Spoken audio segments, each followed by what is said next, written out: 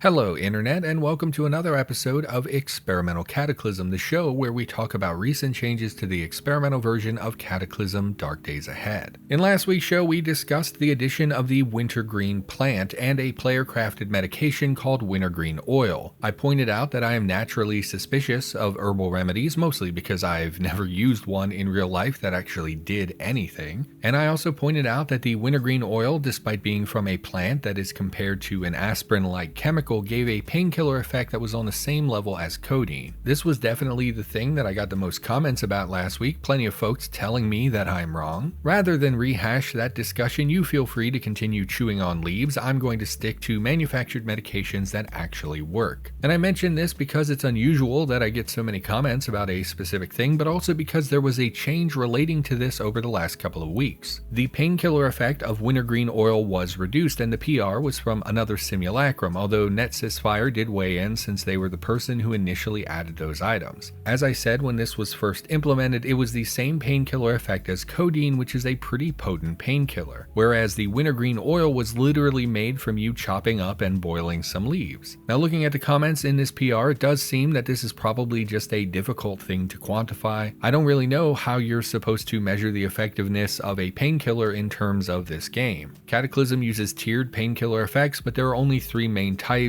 if I remember right, and each level has a different impact on the player as well as on addiction and for overdosing and things like that. If I had thought about that when I initially talked about this, I probably would have been a little bit more forgiving since there was only really three options available. It is hard to figure out exactly what painkiller effect something like this should have. Anyway, it's been changed from the painkiller 2 effect to a special painkiller effect made specifically for wintergreen oil. It does work for holding off painkiller addiction, something it could not do if it was simply assigned the lowest tier painkiller effect. Overall, I think that making a custom effect here makes a lot of sense since the item is sufficiently different from the other medications that we have in the game. And although I stand by many of my initial statements about this particular item, I acknowledge that the problem was a little bit more complicated than I initially thought, and I do understand why it was initially given the painkiller 2 effect. Anyway, moving on, next up today from Atomic Fox, we've got an expansion of bronze tools. These items, I guess, were pulled from the In the Woods mod and have now been added to the vanilla game. Initially, this confused me because I didn't know we actually had a way of making bronze in the game, but I saw all of these bronze tools being added. It turns out you can actually, in fact, make bronze using a forge. It's made from copper and aluminum or copper and tin powder. Aluminum is way easier to source in this game than tin powder, so that seems like that's the most likely way that you would make bronze. And the expansion of bronze tools is pretty dang large, adding things like a bronze pickaxe, a bronze hoe, a pair of shears, and many more things that I'm not going to list everything here. Usually when things get added to vanilla from something like an In the Woods mod, I'm a little skeptical on whether or not they really fit with the vanilla experience. However, for these bronze tools, I see no issues at all with them being added. Most of them seem to be good intermediate tools. In other words, none of the items that I saw were truly redundant. They're not duplicates of existing items. They seem to require lower skills than their steel counterparts. A bronze pickaxe, for example, can be made using Fab 5, whereas the steel version is Fabrication 7. Many of the tool requirements will be the same as for the steel tools since you're still forging, you're going to need tongs and things like that. The same is true for their copper variants. The bronze tools are often slightly better than their copper versions, but they're also slightly harder to make, so these fit nicely between copper and steel tools. For example, a copper axe is easier because copper can be worked with a fire rather than using a full-on forge, so it does not require forge tools and has a requirement of Fabrication 4. The bronze axe has a higher tree cutting ability than the copper axe, but it does require forge stuff and it requires a fabrication skill of 5. So I think that these fit a great gap between copper and steel tools, and as such they are not in any way redundant. Now I will say, unrelated to this particular PR, when I was looking at the copper axe, I find it a bit strange that many copper recipes do not require forge tools. Now I understand that you're working and shaping the copper over a fire using a hammer and etc., but I would imagine that the job would still be something that you would use tongs for. So I find it a little strange that there's basically no tool requirements to work copper in this game, but then again, I have never seen someone in real life work copper, so maybe I just don't know here. Next up today, we've got some changes that made me pretty angry when I first saw them, but I've calmed down a lot about it. There's been a ton of changes lately that have been getting made for more sidebar customization. Some of it is already in the game, but some of it is just infrastructure that will enable future features. Now, I just grabbed a PR here, which is from Inglonious, but I know that WAP Caplet has done a lot of this stuff as well. I'm not sure who all was involved. Sorry if I missed,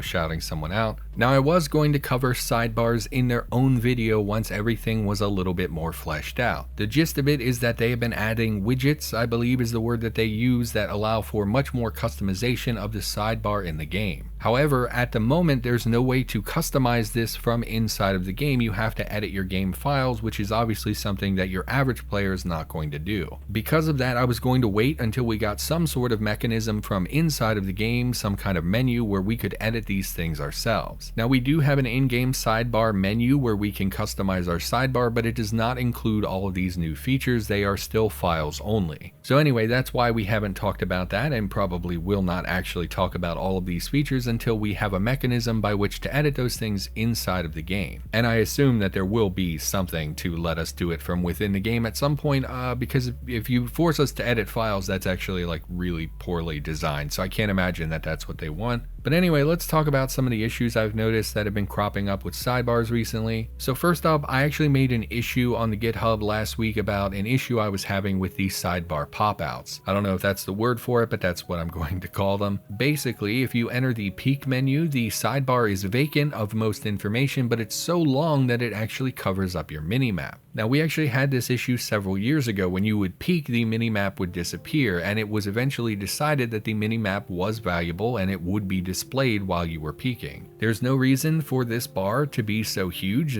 I've never seen it fully filled up, so I don't know why it's so long in the first place. And personally, I really would like the minimap when peeking. This annoyed me quite a lot when I noticed this, and in my opinion, it should be fixed. And I was really hoping that when I posted this issue, someone would pop in and say like, oh, hey, that was me, whoops, I made a mistake, let me fix that. Unfortunately, no one has come forward to do that, so I'm a little worried that this is just how it's going to be in the future and that we don't get to have our minimap anymore in those situations. I really don't like that. It's a mix of my personal annoyance, but also I think it's a completely valid complaint. I think having your minimap when peeking is actually really, really useful. And then the second issue that I had was related to the PR from Inglonious that I mentioned earlier. Basically, they moved things from being C++ and they turned them into JSON so that they can be edited more easily in the future and more customization, things like that. However, this meant that if you had a custom sidebar that you had set up previously, it was all reverted and everything was enabled by default. So what does all that mean? Well, if you take a look at my sidebar here, if I pop in the game, you'll see that all information that can possibly be displayed in this sidebar layout is now displayed. So when I came back to the game, I had all this stuff in my sidebar that had not been there previously that I don't actually want or care about. You'll notice as well that my log is only one line long and that the minimap is cut off because of the body map that appears in this sidebar. Anyway, hopefully that all makes sense. Now, in reality, this is not a big deal at all. I was very annoyed, but really I can just re-customize the sidebar and it's not a big deal. My main concern when I saw this was that the sidebar would be like this for a new player. The more experienced players, we know how to tweak the sidebar and make it something a little bit more cohesive, but I was worried that a new player would load up the game, see this mess of a sidebar and not know what to do. However, prior to recording this audio, I actually downloaded the most recent version of the game, and these sidebars by default look like they are fixed the way that they're supposed to be. So I'm assuming that this was only a problem for people who had previously set up their own custom sidebar and not actually an issue for a new player coming into the game. And I'm concerned that all of that was a little confusing, but basically it all worked out in the end and it's not actually a big deal. I do think that the not having your minimap when peeking is actually kind of a big deal. That's why I went to GitHub and made an issue about it, but the custom sidebar stuff is really not a concern. It seems like it worked itself out.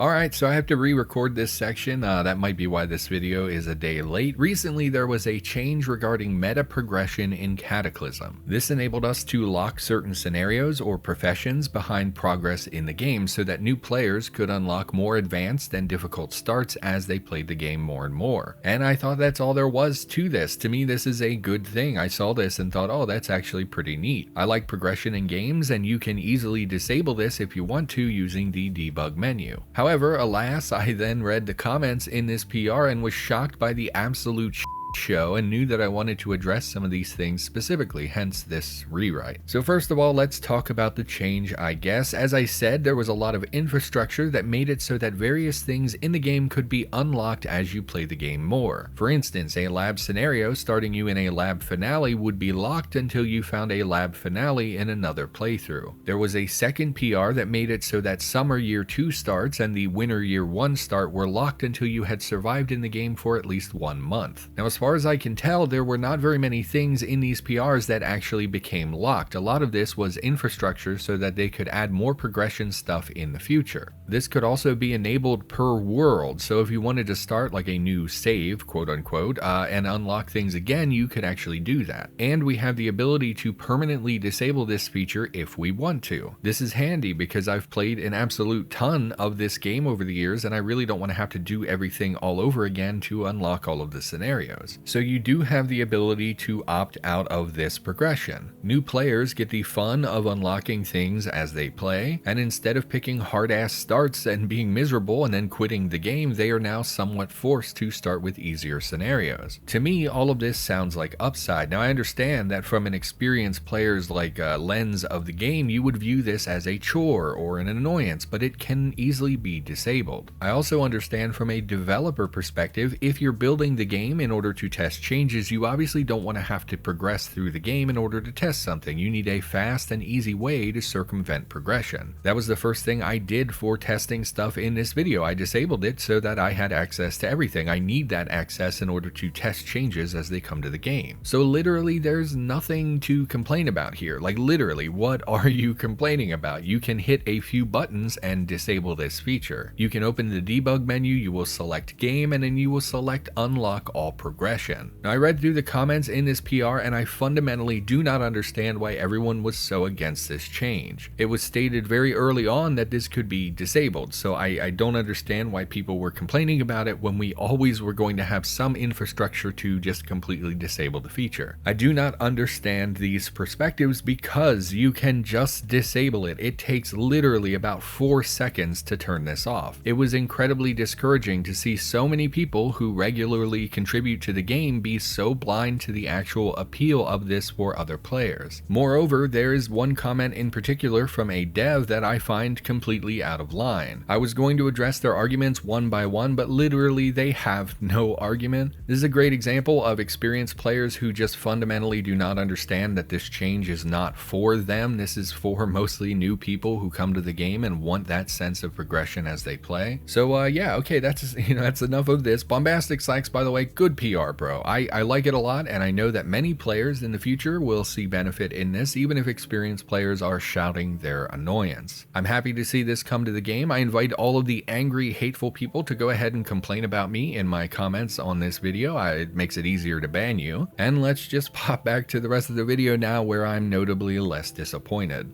Next up from Sunfan Trong, which again, apologies, I'm sure I'm saying your name wrong. We've got something of a nerf to ladybugs in the game. If you've played any Cataclysm lately, you have probably learned that some of the most dangerous creatures on day 1 are mutated animals and mutated insects. Now, a while back, we got quite a bit of what I'm going to call like mega fauna, just huge bugs in the game. And one of these creatures was the giant ladybug, a monstrous beast weighing around 1,100 pounds. They occupy 400 liters, but we don't really get a size comparison. Usually descriptions will say something like, oh, it's the size of a dog or whatever. So I'm just going to assume that these giant ladybugs are more like a small car in their general size. Now, the problem with all of these giant creatures is that many of them spawn on day 1. There have been some efforts to pull back individual creatures in when they start spawning, but it seems like anytime a new one is added, they are just dumped into the spawn pools and will appear on day 1. And if you think about zombies, on day 1, they are very human. Most of them are basically just different versions of a regular human being. As the game progresses, they stop looking so human, they stop bleeding, and many of them have very bizarre anatomy that's now nowhere near close to what humanity normally looks like. Insects, however, are not represented in their normal forms on day 1. Some of the mammals and things are also bizarrely mutated despite it only being day 1 of the game. From a gameplay perspective, these creatures are often incredibly dangerous, and forgive me, but I believe that zombies, and okay, maybe some aliens, should be the greatest threats in our zombie game. When you're talking about a ladybug, this thing is thousands of times larger than the actual creature, and that sort of mutation, even accelerated, would take a lot of time. Anyway, to circle back to this PR, they have added a middle stage for this ladybug mutation. You will not be seeing giant ladybugs on day 1 anymore. You will instead be seeing just regular ladybugs, which are roughly the size of a dog. Which I say regular ladybugs, I mean their name is just ladybug. They're obviously not regular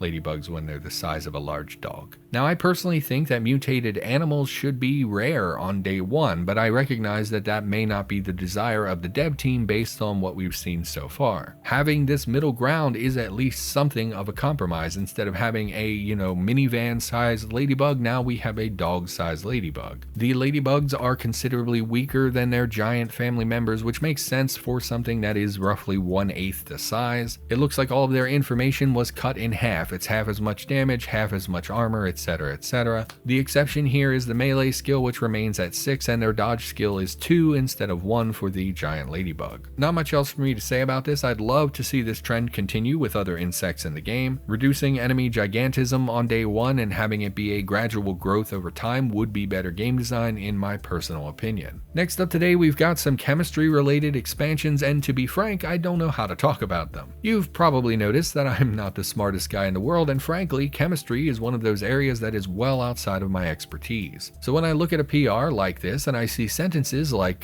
this one, and I quote, "The gas phase reaction has only a 1 to 2% yield. You blow the gases into a suspension of the catalyst in sulfuric acid or hydrochloric acid. The gas has a 1 to 2 NOH2 stoichiometric..." Okay, you get it, right? I don't know what I'm talking about. I don't even know how to read half of these words out loud. I lack the knowledge to interpret a lot of what is talked about in these PRs. The best I've got is when they break something down in terms of the game. In other words, if you explain why you did it, I will not understand. But if you simply say, "I removed the recipe for Thorazine," then I can understand that. So in terms of game information, the main PR here from Atomic Fox added quite a few chemistry items that I am incapable of pronouncing. It also added a variety of recipes using these items, as well as tweaking existing recipes to be more sensible using real-life chemistry as the basis for those changes. As we discussed above, people were talking in depth about the actual viability of crafting these things in real life. It's clear that they were pursuing a realistic representation of chemistry. Looking through some of the recipes, I saw soap and liquid soap recipes. I saw the removal of quite a few medication type recipes. The PR author said that they could not find a way to manufacture Thorazine and some of the antiseptic recipes. And looking at what was obsoleted, it looks like antiparasitic went as well. I don't know if these things will become craftable later on as chemistry continues to expand, or if they will just never appear again in the game. However, it's worth noting you can still make the herbal versions of those medications. You can still make, okay, I can't say this word, I've flubbed this line multiple times, but mugwort oil, but that can still be made to treat parasites. It still exists in the game. But again, I did struggle a lot to fully wrap my head around this PR. I will link to it in the description as always if you want to take a look, but I personally have difficulty parsing things like this. So sorry about that, I am a big dumb. Now additionally, there was a second PR from Sathra that I also noted here, which added turpentine, pine resin, and something called camphene, I assume is how you say that. This PR was a lot easier to understand. It was much smaller and it changed fewer things so I could, understand this one. Basically, it added turpentine and camphene. These are not used in any recipes that I could find. Instead, camphene can be used in lamps that would normally use kerosene. Turpentine, however, cannot be used. It seems like it's only added so that you can make the camphene, which you can then use as fuel. Now, I never use lamps or lanterns in this game. I'm definitely not the person to offer very many opinions on this, but after trying to read the previous chemistry PR, I was grateful for how simple this one was. Next up today, we've got some changes from Bombastic Slacks. In an effort to make zombie drops a little bit more sensible, he has gone through and nested a lot of their equipment. This means that many things which previously were treated as being in an enemy's pockets will now appear nested inside of bags in their inventory. In other words, instead of one big mass of items on the body, you're going to now find things in bags as well as in their pockets of their clothing. For some enemies, they will appear the same as it always has. There will be plenty of situations where the enemy is only wearing clothing and not actually carrying any other items. Sometimes the main draw will be a single backpack or purse that is full of items, and sometimes there will be random items that are listed just regularly like they used to be in the corpse pocket but not actually assigned to any bags or pockets. Like here, I've got a zombie zombie with caffeinated gum, a cell phone, an e-cigarette, and a mini lighter. All of these items probably should be in a pocket, but the zombie was not wearing any gear with pockets, so presumably that's why they're just in the nebulous inventory rather than a specific location. Anyway, doing something like this required a lot of shuffling around of item spawns and trying to bring sense to a system that previously really had no sense to it at all. There was a second PR as well for cop zombies to do basically the same thing. In that PR, he specifically mentioned that even if a zombie would drop their weapon post-zombification or whatever, they would still likely have empty magazines on their person. So if you had a pack or an ammo pouch, you would naturally put your empty magazines there for reloading later, and then if you died, it would stand to reason that you could still find those items on that particular body. This PR related to cops also did some other things. I'm not going to cover all of them in detail. One thing that did get my attention though was the potential now for cop cars to spawn with a long gun and first aid materials, including a new police officer specific first aid kit. In the description down below, I of course will link to the PR if you want to read through just the list of things that were changed there. And then finally today we've got some Omega spoilers for something related to portal storms and kind of endgame style content. This is your warning. If you want to discover these things naturally and blah blah blah, obviously you don't want to watch this. This is the end of the video, so if you don't want spoilers, you know, I'll see you next week. Thanks for watching.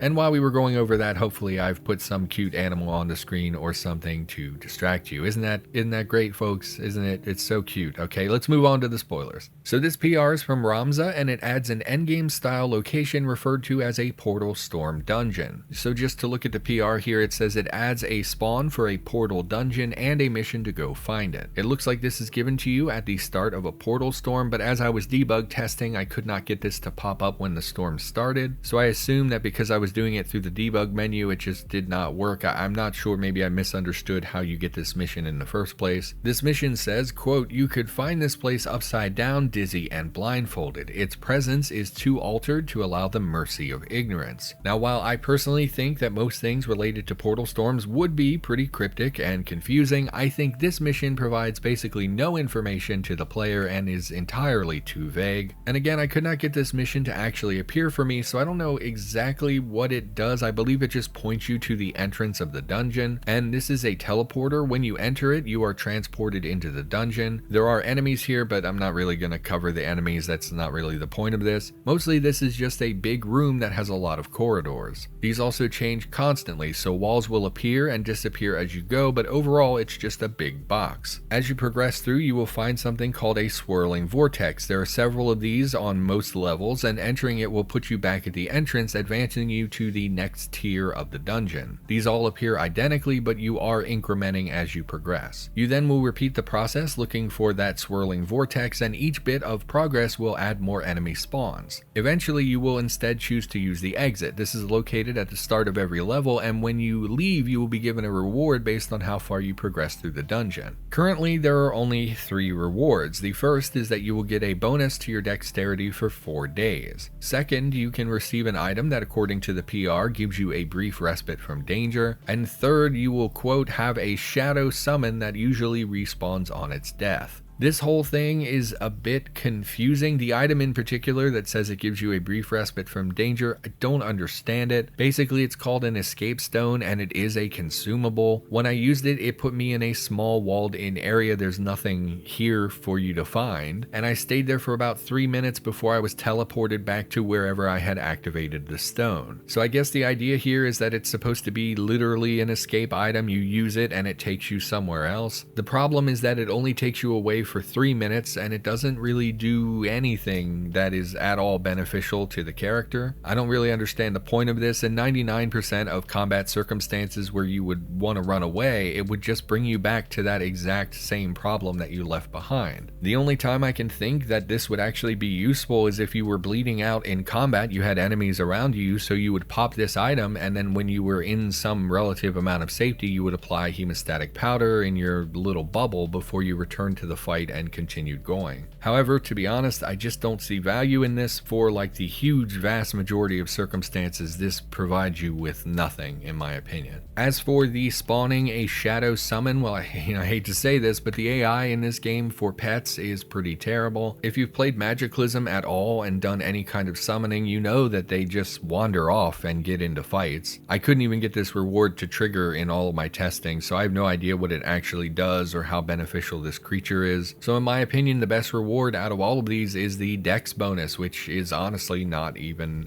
a very good reward. Conceptually, I really like the idea of random gen dungeons, quite a lot. I like them. I think it's a great idea, and portal storms are a place where it makes a lot of sense. This is presumably outside of our reality where everything is wonky and weird, so it makes sense that we have shifting hallways and spawning enemies. Conceptually, I like all of these things, but the things I mentioned above are varying levels of problematic, and probably worst of all, I found that if you go through the portals too many times, you are then just dumped out into open sky. It stops generating new levels at some point. You have no indicator that this is the final level, and you are dumped out into open air and there's nothing you can do. When this happens, there's nothing you can do. You will inevitably die because there's no way around falling down 20 levels of the game. This is really terrible, and it needs to be changed. The final level either needs to have no additional portals, which of course are what are dumping you out into the sky, or they all need to be escape portals. Can you imagine how furious you would be if you took your mega endgame character and said, you know what, I'm going to keep clearing this dungeon until I get to the end, and then you literally just get spat out into open sky and fall to your death, losing that character? This is a terrible aspect of this dungeon, and in my opinion, this should be fixed immediately. Like, that would be a very high priority to me if I were the person making these things. This would be a very cheap way to lose hours and hours of progress because the game just said, like, lol, here's an inescapable death. But that was my main dislike for this thing. I think the rewards should be better than what they currently are. 2 out of the 3 rewards would personally disappoint me if I were playing this casually. But anyway, those are just my thoughts on this new dungeon. Like I said, I couldn't get everything to trigger in my testing, so I couldn't examine the normal entrance to this dungeon, things like that. I've also given what thoughts and information that I can. Obviously, you will want to explore it yourself at some point if you really want to experience this. And again, I know I said a lot of negative things. I do really like these conceptually, and I would love in the future to see these attached to artifacts in the game or really special stat boosts, things like that. I know I crapped on aspects of it, but that does not mean that I think it's a bad change. I do really like the idea of this. With that though, I do think we're going to wrap the show here. Everyone, thank you for watching. Hopefully you enjoyed the video. I of course will be back with more content in the near future, and I'll see you next time.